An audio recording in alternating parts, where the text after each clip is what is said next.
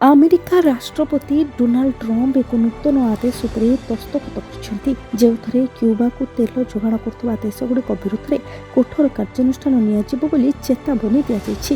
ଏହା ଅଧୀନରେ କ୍ୟୁବାକୁ ପ୍ରତ୍ୟକ୍ଷ କିମ୍ବା ପରୋକ୍ଷ ଭାବରେ ତେଲ ବିକ୍ରୟ କରୁଥିବା ଦେଶଗୁଡ଼ିକର ଉତ୍ପାଦ ଉପରେ ଅତିରିକ୍ତ ଶୁଳ୍କ ଲାଗୁ କରାଯାଇପାରେ। ଏହି ପଦକ୍ଷେପ ଅନ୍ତର୍ଜାତୀୟ ଜରୁରୀକାଳୀନ ଅର୍ଥନୈତିକ ଶକ୍ତି ଆଇନ ଅଧୀନରେ ନିଆଯାଇଛି।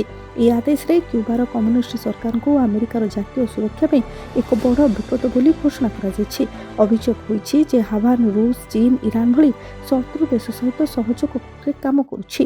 ସେମାନେ ଆତଙ୍କବାଦୀ ଗୋଷ୍ଠୀଗୁଡ଼ିକୁ ସମର୍ଥନ କରୁଛନ୍ତି।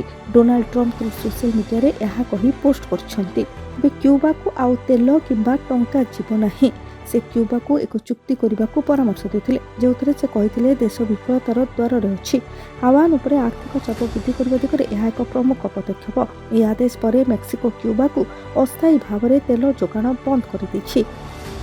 ପୂର୍ବରୁ ଆମେରିକାର ପୂର୍ବତନ ରାଷ୍ଟ୍ରପତି ନିକୋଲସ ମାଦୁରୋଙ୍କ ଗିରଫଦାରୀ ପରେ ଜାନୁଆରୀ 2026ରେ ଭେନେଜୁଏଲାରୁ ତୈଳ ଯୋଗାଣ ସମ୍ପୂର୍ଣ୍ଣ ଭାବରେ ବନ୍ଦ ହୋଇଯାଇଥିଲା। ତେବେ ଇନ୍ଧନ ଅଭାବ ଯୋଗୁଁ ବିଦ୍ୟୁତ୍ ବିଭ୍ରାଟ ଏବଂ ଖାଦ୍ୟ ଏବଂ ପାଣି ଯୋଗାଣରେ ବାଧା ସୃଷ୍ଟି ହୋଇଛି, ଆଉ ଯାହାକୁ ନେଇ ସମଗ୍ର ଦେଶରେ ଏବେ ଅଶାନ୍ତି ସୃଷ୍ଟି ହୋଇଛି। Bureau report, bureau news.